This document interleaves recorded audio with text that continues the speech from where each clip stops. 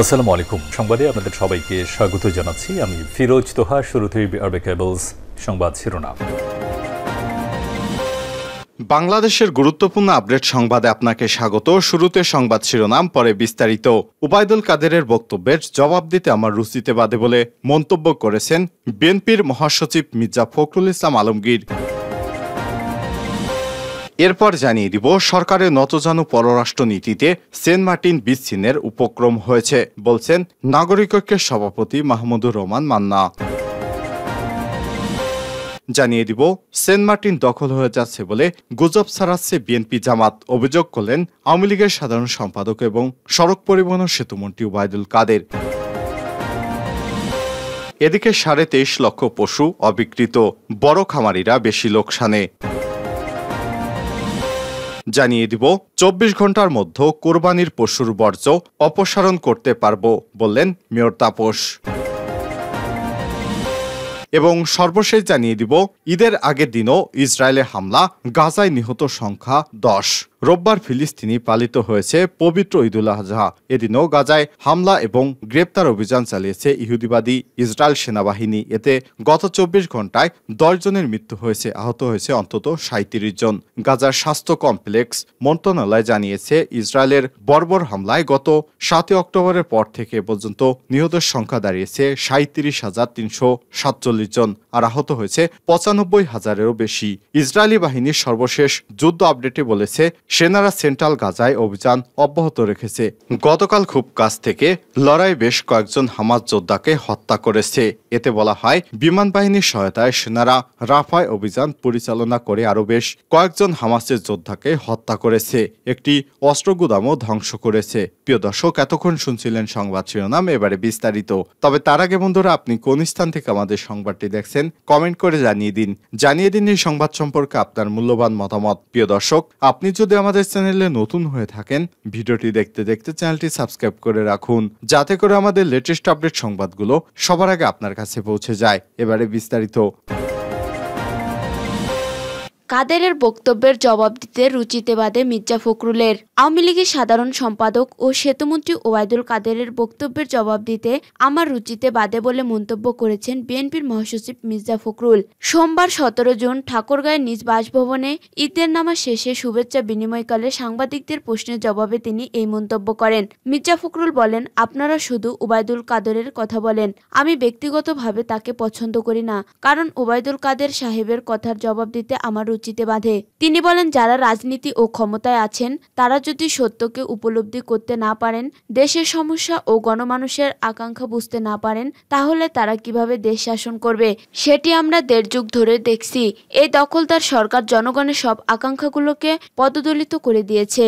BNP মহাসচিব বলেন, ভোটের ও গণতান্ত্রিক অধিকার পদদলিত করে তারা আজকে জোর করে শাসন চাপিয়ে দিয়েছে। সুতরাং তাদের কথার উত্তর দিতে আমার ইচ্ছা করে না, কারণ জনগণ তাদের পছন্দ করে না, জনগণ তাদের ঘৃণা করতে শুরু করেছে। তারা শুধু মিথ্যা কথা বলে জোর করে রাষ্ট্রযন্ত্র ব্যবহার করে ক্ষমতায় এসেছেন। এজন্য আমি তাদের খুব বেশি গুরুত্ব দেই না। দ্রব্যমূল্যের ঊর্ধ্বগতির কারণে মানুষের নাভিশ্বাস উঠেছে জানিয়ে বিএনপির এই নেতা বলেন, দ্রব্যমূল্য যেভাবে বেড়েছে তাতে সাধারণ মানুষের জীবন অতিষ্ঠ হয়ে উঠেছে। এতে ঈদুল আজহার যে আনন্দ, সেই আনন্দ উপভোগ করার সুযোগ থাকছে না। মিয়ানমার ও সেন্ট মার্টিন ইস্যু নিয়ে তিনি আরো বলেন, তারা যাই বলুক না কেন, সেন্ট মার্টিনে গোলাগুলি হচ্ছে। টেকনাফ থেকে সেন্ট মার্টিন সমস্ত জাহাজ বন্ধ হয়ে গেছে, সেখান দিয়ে যেতে পারছে না। এটাই সত্য। তারা এই সত্যকে অস্বীকার করবে কিভাবে? কেন বিজিবি সেখানে যাচ্ছে বারবার? কেন সেনাবাহিনীর প্রধান বারবার বলছে আমরা সতর্ক আছি? ফখরুল বলেন, বাস্তবে মিয়ানমারের ঘটনা বলে সমস্যা তৈরি করেছে। সেই সমস্যায় সেন্ট মার্টিনে জাহাজ যেতে পারছে না। সেখানকার অধিবাসীরা কষ্টে দিন পার করছেন এবং নিরাপত্তার অভাব বোধ করছেন। সেগুলো স্বীকার না করে তারা ভিত্তিহীন বানোয়াট কথা বলছেন। এর আগে দলের পক্ষ থেকে দেশবাসীকে ঈদুল আজহার শুভেচ্ছা জানান বিএনপির মহাসচিব। সরকারের নতজানু পররাষ্ট্র নীতিতে সেন্ট মার্টিন বিচ্ছিন্নের উপক্রম বললেন মান্না। সেন্ট মার্টিনে আসা যাওয়ার পথে বাংলাদেশি নৌযান লক্ষ্য করে দফায় দফায় মিয়ানমার থেকে গুলি ছোড়ার পরও সরকার নীরবতার তীব্র সমালোচনা করেছেন নাগরিক ঐক্যের সভাপতি মাহমুদুর রহমান মান্না। তিনি বলেন, সরকারের নতজানু পররাষ্ট্র নীতির কারণে সেন্ট মার্টিন এখন বাংলাদেশ থেকে বিচ্ছিন্ন হওয়ার উপক্রম। শনিবার এক বিবৃতিতে তিনি আরো বলেন, অগণতান্ত্রিক দখলদার সরকার অবৈধ ক্ষমতায় টিকে থাকতে বৈশ্বিক এবং আঞ্চলিক পরাশক্তি এমনকি প্রতিবেশী দেশগুলোকে নিজের দেশের স্বার্থ বিসর্জন দিয়ে হলেও সন্তুষ্ট রাখতে চায়। এই সরকার নিজের দেশের একটা দ্বীপের নিরাপত্তা দিতে পারে না। এরা ক্ষমতায় থাকতে দেশ বিক্রি করেও দ্বিধা করবে না। সরকার কাকে সন্তুষ্ট করতে চায় প্রশ্ন রেখে মান্না বলেন, প্রধানমন্ত্রী কিছুদিন আগেই বলেছেন কোনো এক সাদা চামড়া দেশের প্রতিনিধি তার কাছে সেন্ট মার্টিন চেয়েছে, বাংলাদেশের ভূখণ্ড বিমান ঘাঁটি করার প্রস্তাব দিয়েছে। প্রধানমন্ত্রী এই বক্তব্যের কয়েকদিনের মধ্যেই সেন্ট মার্টিনে বাংলাদেশ কর্তৃত্ব হারিয়ে ফেলেছে এবং সরকারের পক্ষ থেকে প্রতিরোধের কোনো উদ্যোগ দেখা যাচ্ছে না। এই ঘটনায় কি ইঙ্গিত বহন করে? দেশের সার্বভৌমত্ব হুমকির মুখে পড়লে তার দায় পুরোপুরি সরকারকে নিতে হবে। তিনি বলেন, নিজের দেশের মানুষ নিজেদের দ্বীপে যেতে পারছে না, খাদ্যের মজুদ ফুরিয়ে আসার পরও খাবার পৌঁছানো যাচ্ছে না। 9 দিন পর ভিন্ন পথে একটিমাত্র পণ্যবাহী জাহাজ পাঠানো হয়েছে। নিজ দেশের সীমানায় থেকে স্বাভাবিক পথে সেই দ্বীপে গেলে অন্য দেশ থেকে গুলি করা হচ্ছে। মিয়ানমার সরকার বাহিনীর টহল বোট পেট্রোল দিচ্ছে। 14টি যুদ্ধজাহাজ দেখা দিচ্ছে সেন্ট মার্টিনের খুব কাছে, অথচ এখন পর্যন্ত সরকারের পক্ষ থেকে কিছু করা হয়নি। তারা গুলি করেছে, অথচ সরকার বলছে আমরা এমন কিছু করব না যাতে যুদ্ধের উস্কানি দেওয়া হয়। কতটা নতজানু পররাষ্ট্র নীতি হলে সরকার এখনো নিশ্চুপ থাকতে পারে? সেন্ট মার্টিন দখল হয়ে যাচ্ছে বলে গুজব ছড়াচ্ছে বিএনপি জামাত, বলেন ওবায়দুল কাদের। বাংলাদেশ আওয়ামী লীগের সাধারণ সম্পাদক ও সেতুমন্ত্রী ওবায়দুল কাদের বলেছেন, সেন্ট মার্টিন দখল হয়ে যাচ্ছে বলে গুজব ছড়াচ্ছে বিএনপি জামাত। মিয়ানমারের সীমান্ত রক্ষীরা যারা অনুপ্রবেশ করেছিল তাদের ফেরত পাঠানো হয়েছে। বিএনপি পারে শুধু অর্বাচীনের মতো হাস্যকর মন্তব্য করতে, এখনো সেটা করেছে। ধানমন্ডিতে আওয়ামী লীগের সভানেত্রী শেখ হাসিনার রাজনৈতিক কার্যালয়ে এক সংবাদ সম্মেলনে তিনি এসব কথা বলেন। ওবায়দুল কাদের বলেন, মিয়ানমার সরকার নয়, আরাকান বাহিনী গুলি করেছে। আমরা সতর্ক আছি, 24 ঘন্টায় বাহিনীর সদস্যরা সতর্ক আছে। প্রধানমন্ত্রী সেন্ট মার্টিন নিয়ে যে আশঙ্কা করেছে তা অমূলক নয়, সেটি খতিয়ে দেখা হচ্ছে। যুদ্ধজাহাজ তারা পাঠিয়েছে বলে আমরাও পাঠাবো এমন নয়, পরিস্থিতি বুঝে আচরণ করতে হবে। মির্জা ফখরুল বক্তব্য রেখেছে বলে জানিয়েছেন আওয়ামী লীগের সাধারণ সম্পাদক। বলেন, কূটনৈতিক প্রজ্ঞা কৌশলের বাইরে গিয়ে এমন কথা বলেছেন তাতে মনে হয় পরিস্থিতি নিয়ে তাদের ন্যূনতম ধারণা নেই। যে জাহাজ সেন্ট মার্টিনের কাছে ভাসমান ছিল সেটি এরই মধ্যে সরিয়ে নেওয়া হয়েছে। সেন্ট মার্টিনে খাদ্যবাহী যান নিয়মিত যাওয়া আসা করছে।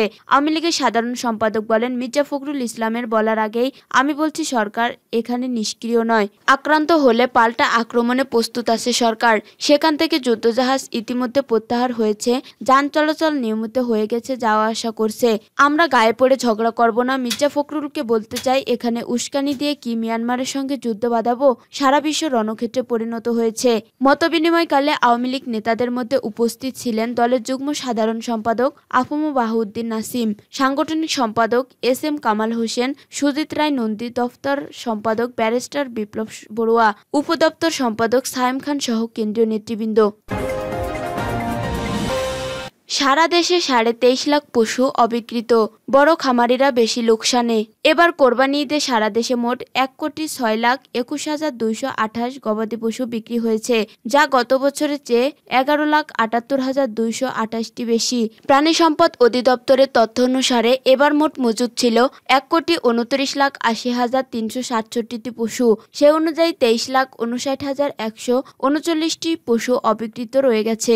সোমবার প্রাণী সম্পদ দপ্তরের এক বিজ্ঞপ্তিতে জানানো হয়েছে, এবার সবচেয়ে বেশি ঢাকা বিভাগে ও ময়মনসিংহ বিভাগে সবচেয়ে কম পশু বিক্রি হয়েছে। এবছর ঢাকায় 25,20,000, চট্টগ্রামে 19,74,000 আর রাজশাহীতে 23 লাখ পশু বিক্রি হয়। গত বছর কোরবানি ঈদে 94,43,000-এর বেশি পশু বিক্রি হয়। এতে পশু অবিকৃত থাকায় বড় ক্ষতির মুখে পড়েছেন খামারি ও ব্যাপারীরা। খামারিদের মধ্যে যারা বড় গরু বাজারে এনেছিলেন তার অধিকাংশই অবিকৃত রয়েছে।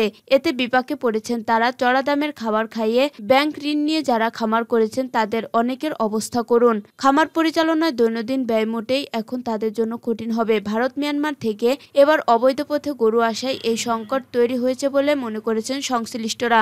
মানিকগঞ্জ, পাবনা, চুয়াডাঙ্গা, ঝিনাইদহ, কুষ্টিয়া, যশোর সহ বিভিন্ন অঞ্চলে খামারি ও মৌসুমী পশু ব্যবসায়ীদের সঙ্গে কথা বলে জানা গেছে এবার ছোট ও মাঝারি গরুর চাহিদা ছিল বেশি, সেই তুলনায় বড় গরুর ক্রেতা ছিল খুবই কম। খামারিরা বলেছেন যারা গরু বিক্রি করতে পারেননি উল্টো ঢাকায় এসে বাড়তি কয়েক লাখ টাকা খরচ হয়ে গেছে তাদের। এখন গরু পালন করতে হিমশিম খেতে হবে, কারণ আগের ব্যাংক ঋণ পরিশোধ না করলে নতুন ঋণও পাওয়া যাবে না। অন্যদিকে গোখাদ্যের দাম চড়া।